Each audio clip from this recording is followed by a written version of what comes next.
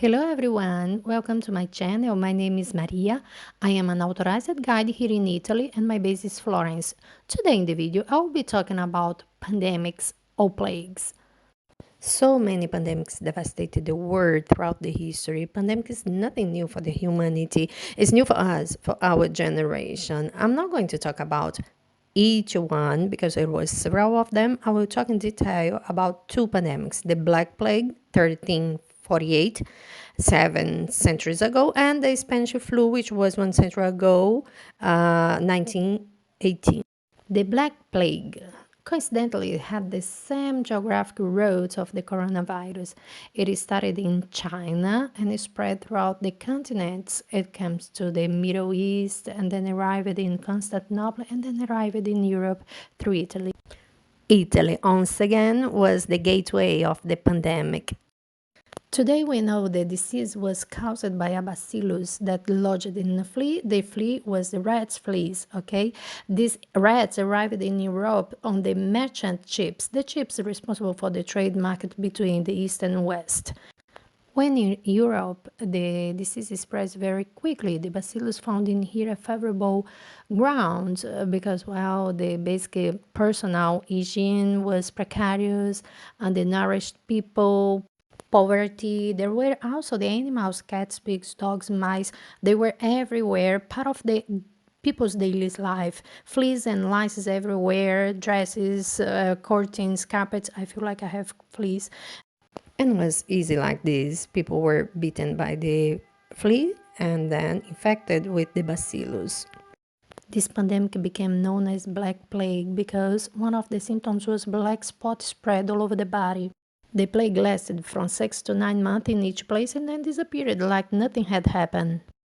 And this plague killed 50% of the world population.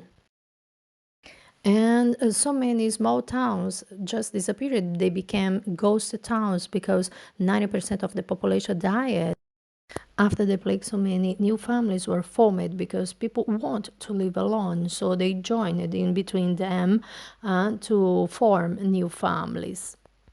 Symptoms. Well, people start to sneeze. Therefore, until today, we say salute or God bless when someone sneezes. Then they had fever, body aches, and then the black spots. After that, the patient lasts maximum 3 days. It was a period of panic because people did not imagine that there was a parallel world of microorganisms, bacteria, virus. People didn't imagine that and something that could cause so much damage. The only thing they knew for sure, it was a divine punishment. And where this disease came from? From the air. They believed so, from the polluted air. And that's why people used to walk around with sprigs of aromatic herbs to avoid smelling the pestilence and also to avoid another kind of pollution spread in the air. Doctors and treatment. Doctors exist, but they were of little use since the knowledge about the disease was very precarious. Old theories was still followed, or theories of Galen and Hippocrates that said that diseases came from the putrid air and that's all. Most of the doctors were actually charlatans. They took advantage of the chaos and the people emotional despair and charged so much money to go in their houses to prescribe like bizarre medicines like taking urine, eating esmeralda powder, human excrements, pomades, rub the chicken's ass in the wound. Well, in short, this kind of medicine instead of help get worse because of the infections. They had a very particular way to dress up. Even today, you can see in the Carnival of Venice, so many people dressing as the doctors. A long leather jacket, a big hat, gloves, a stick in the hand to lift the clothes of the ill people and to avoid to touch them, and the back mask. And this mask is until today a dramatic symbol of the plague. Beck was used to fill it up with aromatic herbs so they could disguise the bad smell of the streets and protect themselves. Years later, when the plague reappeared, they understood that not only the air transmitted the plague, but also the direct contact. To stop the spread, they decided to build lazzaretti. Lazzareti was a kind of a small town, always outside of the city. The infected was moved there to be treated, and once they got there, there was no way to get out alive. The nurses, if they could survive, they should do a quarantine before they re-enter the city. After the infected die, everything should be burned, clothes and homes. So many people start to live their life as if the world was going to finish tomorrow.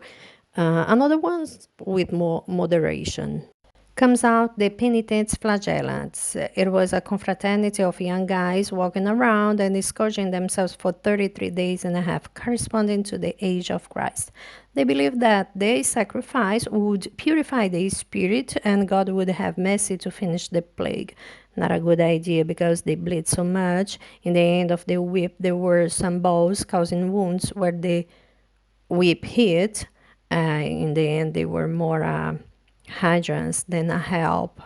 This plague came out several times in the history, more than 26 times. Today, the bacillus is still alive, active, and it infects so many people, 1,000 people per year. Today, we known as bubonic.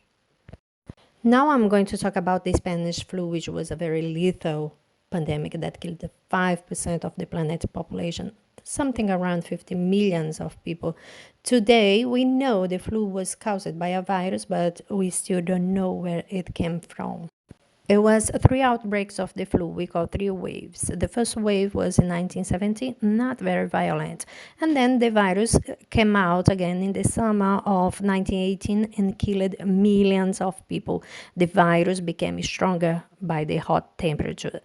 And the third wave was in 1990. It was softer than before, but killed still so many people. The pandemic happened at the same time of the First World War. Once again, the virus found a very good ground to spread and to strengthen itself. Malnourished people, stressed people, people on the streets, and that's why this pandemic became so violent. The medicine of 100 years ago had not discovered the virus yet. It was something that didn't exist in the understanding of the medicine. The microscope was able to reach only bacteria. But the scientists observed that something was damaged in the cells even without bacteria. The cells were being killed, something as a poison. And that's why they named this poison as virus, which in Latin means poison. As I told you before, it was the same time of the first big war, and the countries involved in the war didn't want to show the real face of the pandemic to avoid stress to their soldiers. But Spain was out of the war, and they were free to report whatever was happening, and that's why internationally the flu is known as Spanish flu. But certainly, it was not in Spanish that the virus came from. Antidote. Obviously, they didn't have an antidote. It was just like we do today with the coronavirus, the method of the experimentation using pre existing medicines. They used so much aspirin, and maybe the high doses of the aspirin caused much more death. Several homemade treatments, just like today, came out, such as eating onion, garlic, cinnamon, wearing light clothes, taking a cold shower. There was even a French doctor who recommended drink red wine as medicine. Love this doctor. The lack of medicine and desperation of people, it returns also ancient and bizarre health treatments as bloodletting and leeches. The bloodletting consists in cutting some part of the body to let it bleed, and the leeches also was used to take blood out of the body. It was believed that so much blood inside of the body accelerate the disease process, so by taking a little blood out, people could live better and longer. Okay, here I finished. Thank you for watching me. I want to tell you that so many pictures that I used in the video was made by painters who lived at the same time of the plagues. Usually I talk more about art than history, but this video is necessary to know that the history only repeats, okay? Please, if you really like, leave me a like and subscribe in my channel. Thank you.